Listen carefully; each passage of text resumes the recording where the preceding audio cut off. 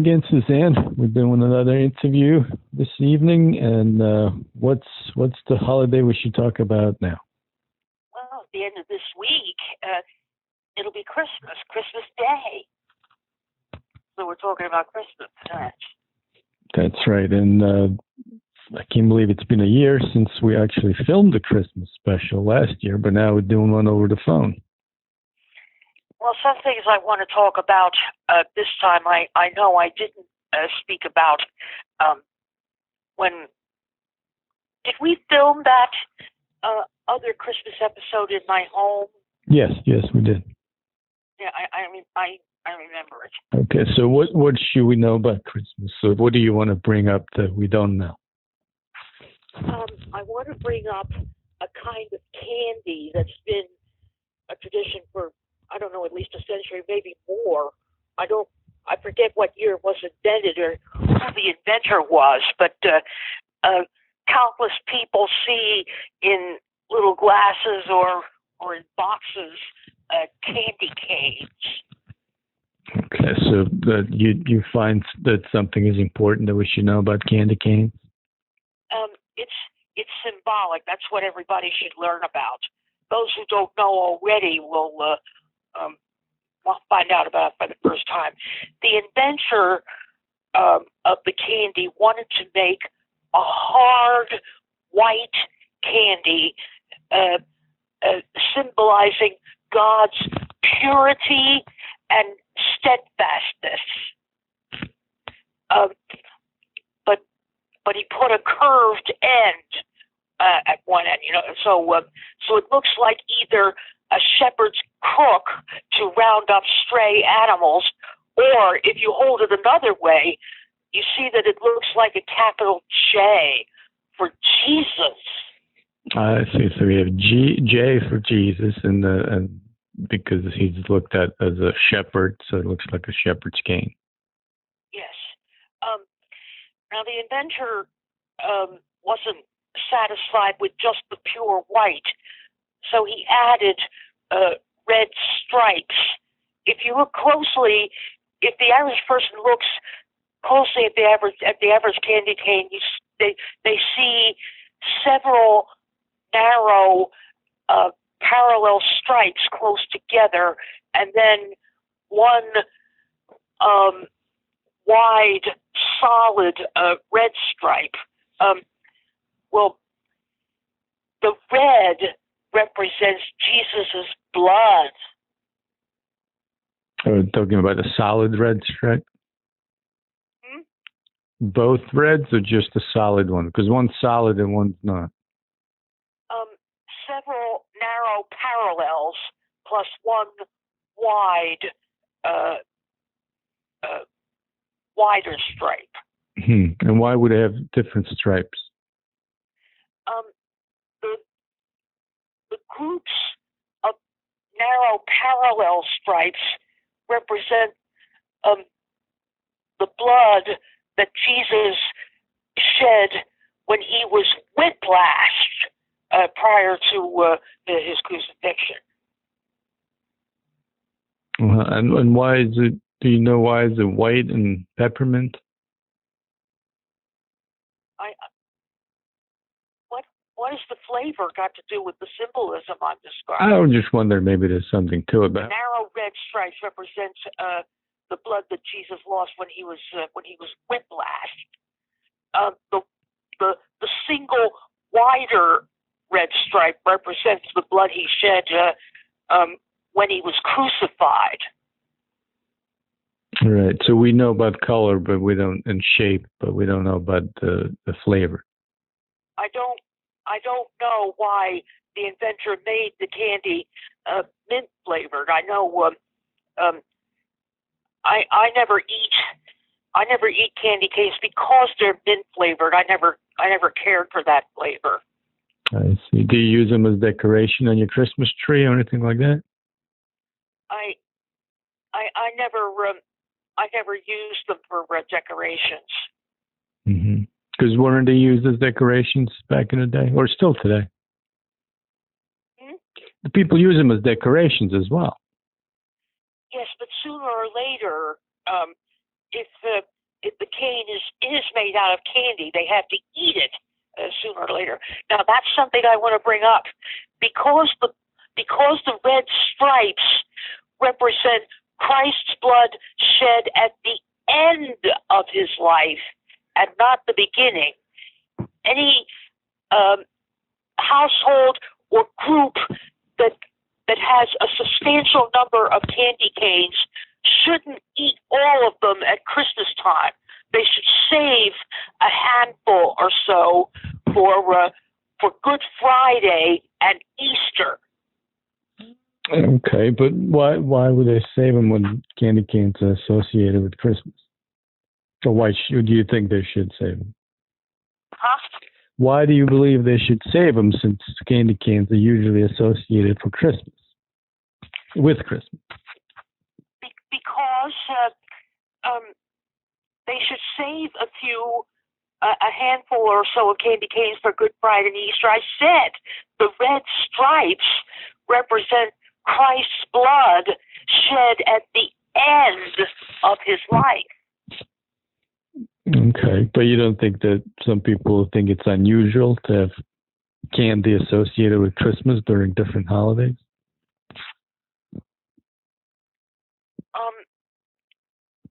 Well, not many people know the true story behind candy canes. That's why I brought it up just now, for those who don't know any better. Okay, so do you feel like maybe if people follow your advice and save some candy cane for other holidays, they can share that story? They should tell the story of the candy canes at Christmas time because we see them in abundance at that time. But because of what the red stripes represent, they should save a few candy canes for Good Friday and Easter. Okay, but do you think the candy would get stale? It get to wait about 4 months. Not if it's carefully wrapped. If it's boxed a certain way, or I've seen individual candy canes in plastic wrap when they're in things like glasses or small small shallow plates. Okay, so we should save them if they're wrapped, but not if they're half eaten. No. Okay, because then it wouldn't be a candy cane; it would be like a stick. Yeah. So everyone should remember to make sure the candy canes are individually wrapped or packed in some suitable box, and not eat all of them at Christmas time. Save a handful or so for Good Friday and Easter. Okay, but we shouldn't save any Christmas cookies for that same reason, because that would definitely go stale. Yes, and also because Christmas cookies are more festive and decorated just about any way a cook pleases. Okay. All right. Well, what else do we know about candy canes? Is that the whole thing? That's the whole story. Now, do you know a candy cane joke? No. Okay. Did you hear about the guy who collects candy canes? No. Because they're all in mint condition. Oh boy. All right. So you made you laugh. Well, they would. Unless they were individually wrapped, and he made a point of eating one once in a while, they'd all get stale. Well, that's true. So, what other important things should we know about Christmas? We have to remember that the sole purpose of Christmas is to celebrate Jesus' birthday. The word Christmas comes from an old-time term which people used to mean the Mass or church service said on that day. It was called Christ's Mass, and in time it was abbreviated to Christmas. Well, do you think that was abbreviated on purpose, or somebody was just a bad speller? I never learned about that. Because by misspelling it like that, then people forget what the real meaning is. Well, the word Christ is clearly spelled out. Yeah, that's true. So yes, and that's why it's disgraceful that North America over glorifies Santa Claus and makes him a false god. Well, even more so, the emphasis is on commercial aspects of it, and that shouldn't be. There was the problem of too much attention on the wrong character long before there were elaborate retail and sales systems. So how did Santa Claus kind of moved in on Jesus? There was a real Saint Nicholas in the 5th or 6th century. He was Dutch, but he was a church bishop. Right. So most people know that part, but then the idea that he's wearing a red coat and bringing presents and getting through the chimney and eating cookies. No, that happened because Dutch settlers didn't want to give up revering any patron saint, but over time, as there was more emphasis on the giving of gifts, forgetting that they originated with the wise men and not Saint Nicholas, they made Saint Nicholas too important, and the way he got the costume associated with Santa Claus is that Clement Clarke Moore wrote that poem, "The Night Before Christmas." Uh-huh. But it was just in print. It wasn't illustrated. They wanted illustrations, and an American and 19th century American cartoonist Thomas Nast originated the costume we associate with Santa Claus. Okay, so we blame the anything like a bishop's religious habit. Right. So we should blame Dutch for this. No, we should blame like the 19th century for wanting illustrations and a cartoonist making a lasting symbol, but unfortunately an incorrect one. Right. Yeah, I was ready to blame the Dutch, especially because of those uncomfortable shoes. Well, all the notions about Santa Claus driving a sleigh and coming down a chimney and dressed the way he is was Clement Clarke Moore's invention, and it's been taken too much.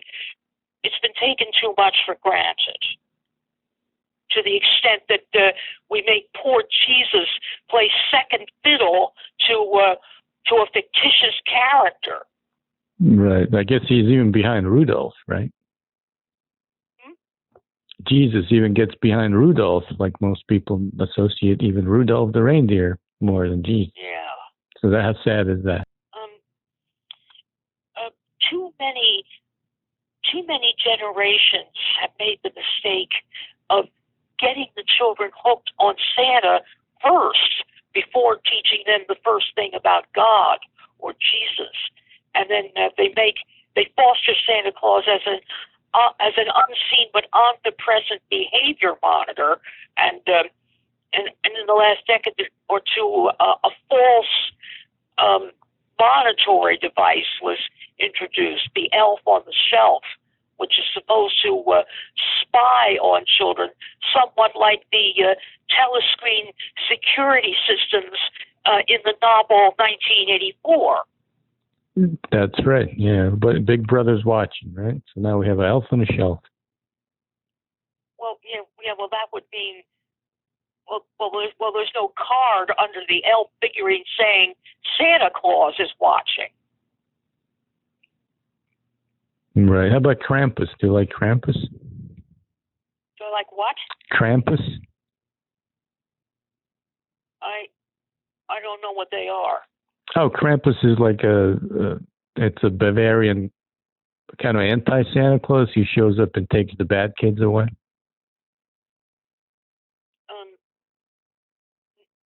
No, I never heard about that. Oh, okay, that's more in the like Austria and Germany and those kind of areas. I think that's where it comes from. The problem of focusing too much attention on the wrong character, putting someone else ahead of Jesus in terms of focusing of attention. And then we have the idea that Santa should be going down the chimney, and what happens to the kids who live in a house without a chimney? But more important is how does Santa get in and out of the house without waking up the occupants? Yeah, he only eats sugary treats. He's kind of obese. Breaks into houses. I don't know who came up with that. Well, he's a stranger. We teach our children not to let strangers in the house, and yet we leave some households leave snacks for Santa when we say he's fat, and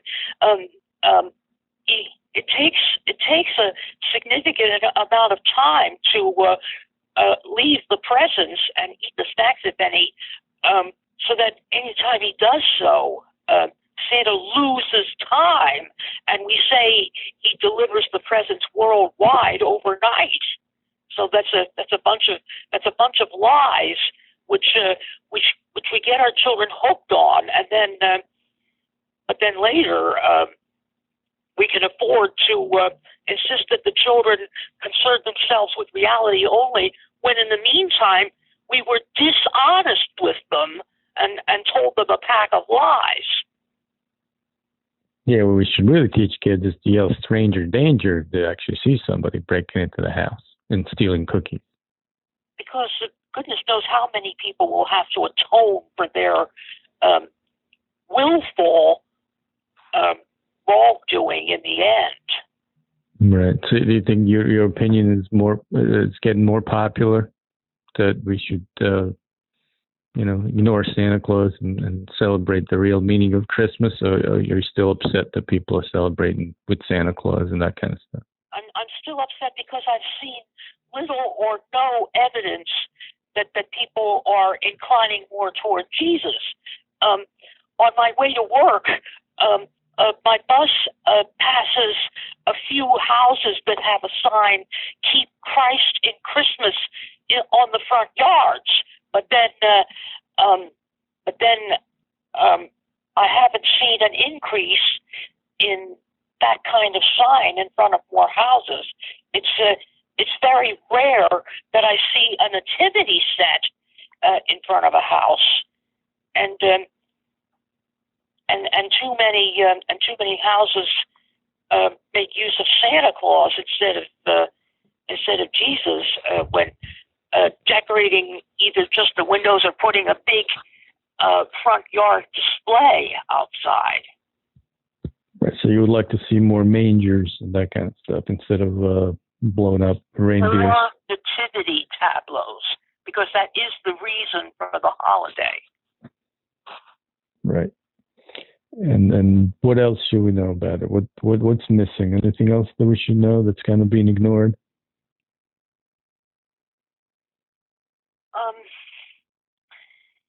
Well, undoubtedly, because of the pandemic, there won't be elaborate church services late in the night of the 24th or any time on the 25th, because whatever churches do let people in limit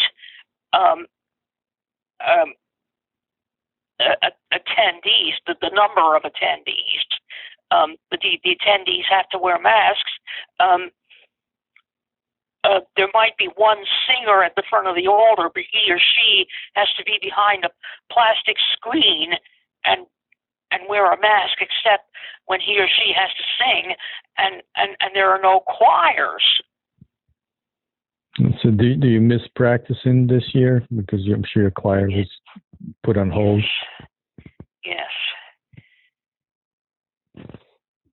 Do you have a chance to sing on your own, or did you just kind of stop for a while?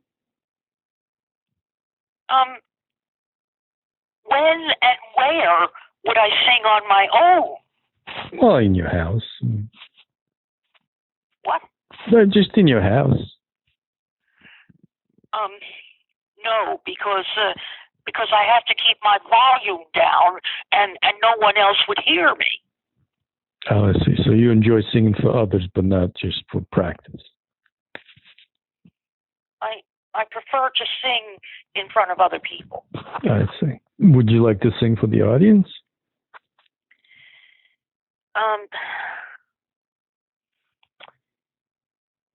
Well, if this is being heard around the world, that won't do any good to many people in other nations because they don't speak, let alone sing in English. Okay, but they're all familiar with the songs. How about Latin?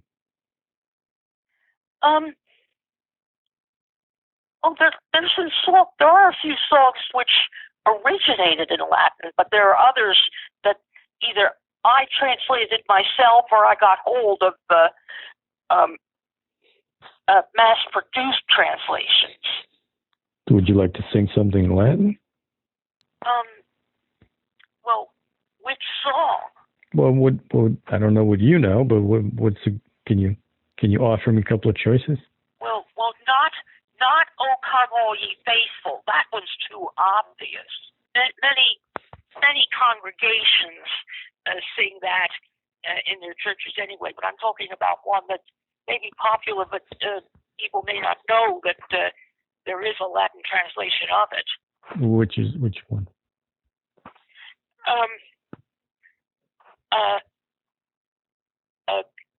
Yeah, one that's my own. Go Tell It on the Mountain. It's spiritual. And that's appropriate for Christmas? That's a Christmas song? Yes. Okay. So would you like to sing now? Yeah, well, it helps if I clap lightly or you generate some clapping, or that everybody tuned in do some clapping to set the rhythm. 1, 2, 1, 2, 1, 2, 1, 2, 1, 2, 1.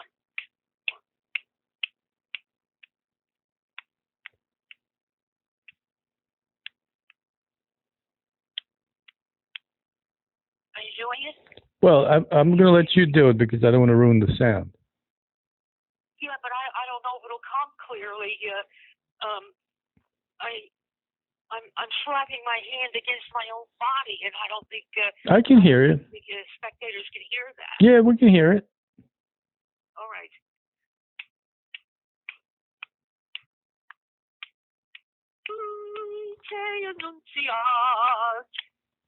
Super conescent ubiquitous monte nuntiate su Christus natus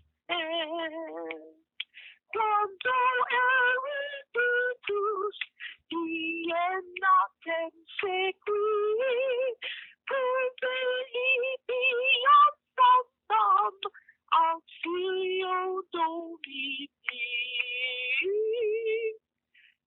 Te annunciate super coles et ubique monte nuntiate si Christus natus.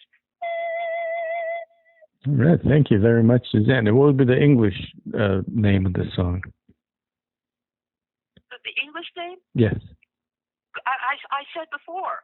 Go Tell It on the Mountain. Oh, okay. That's right. You did. So this way we have the name at the beginning and the end so people can know what you're saying.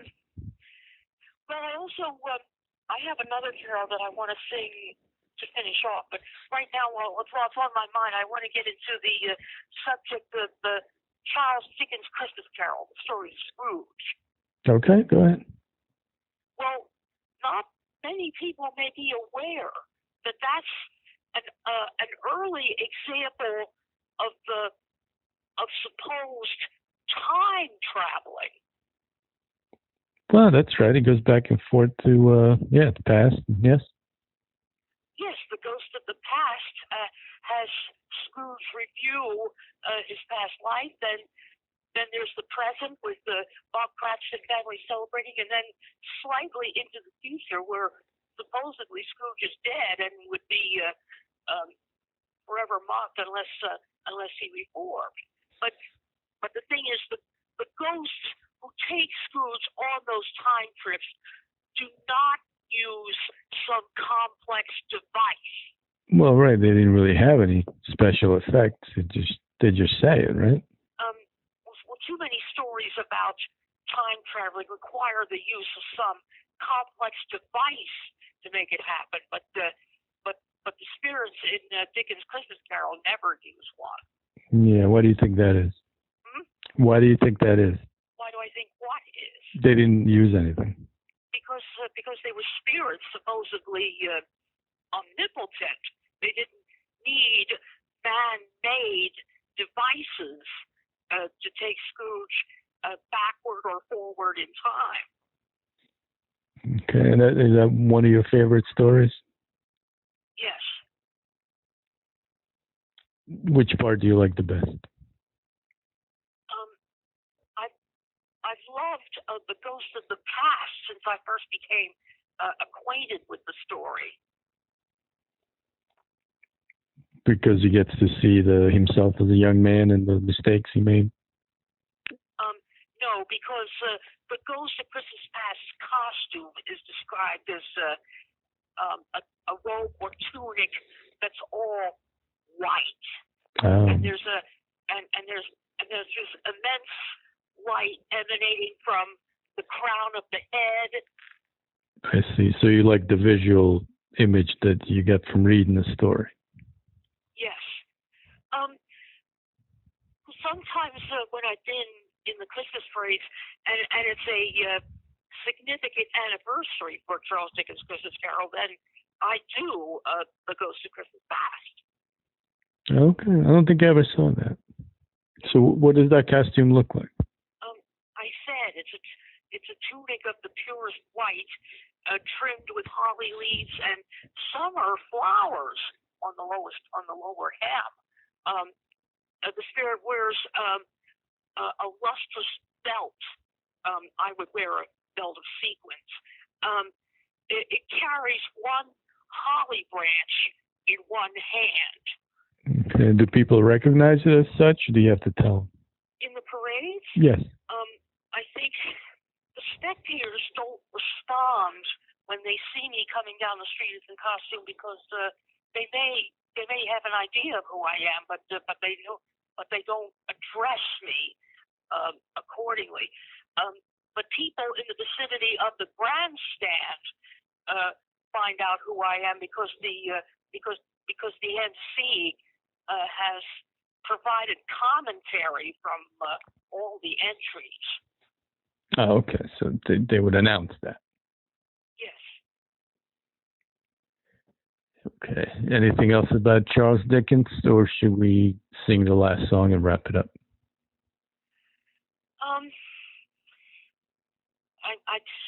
There have been a great many dramatizations of Dickens' Christmas Carol over time.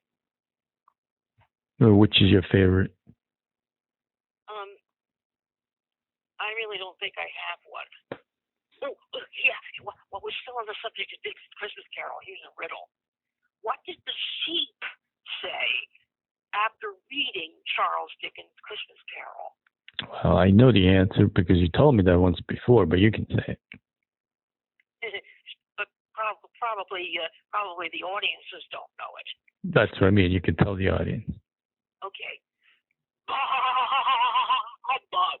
There you go. And that's your favorite joke? Yeah. I made it up myself. I know. That's why I heard it before, because you told me that. All right, so we'll end off with a song that I translated into Latin, which is I don't know if it's been translated into other languages, but it's a traditional song that carolers on the streets or over time, phonograph records, cassettes, CDs use as the finish of a Christmas Carol program. Okay, and which song is that? We wish you a Merry Christmas and a Happy New Year. Okay, of course. Okay, so, all right, so let's bring us to the end of the interview with that lovely song.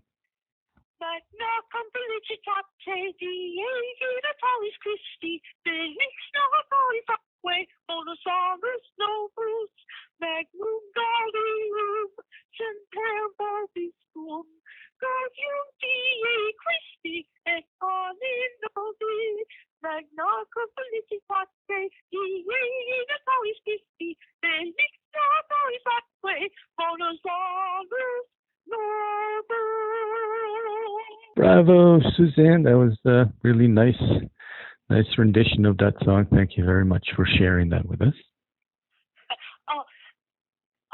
Wait, I just saw something else.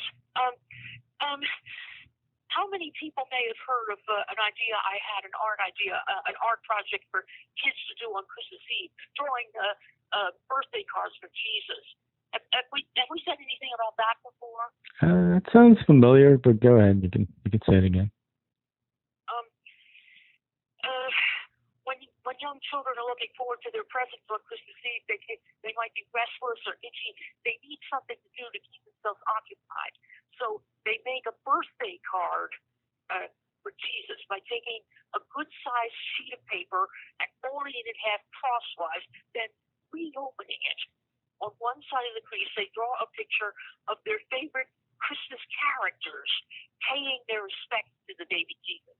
And they can use pencils, crayons, markers, whatever to make the best picture possible. But grown-ups mustn't horn in to make them include anything or try to copy someone else's style. And they also have to acknowledge Jesus' supremacy.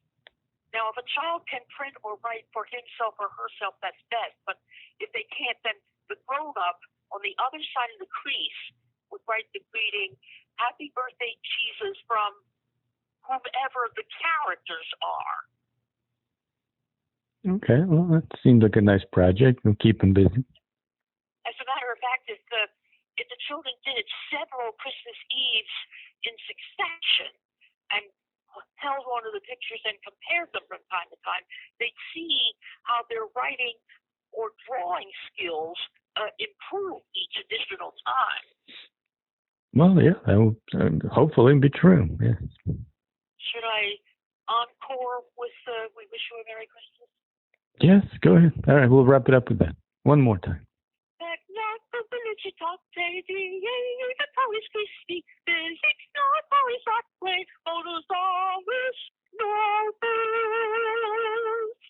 All right, and Merry Christmas to you, Suzanne, and a Happy New Year, and we'll talk soon. Thank you so much, Boris. All right, bye-bye.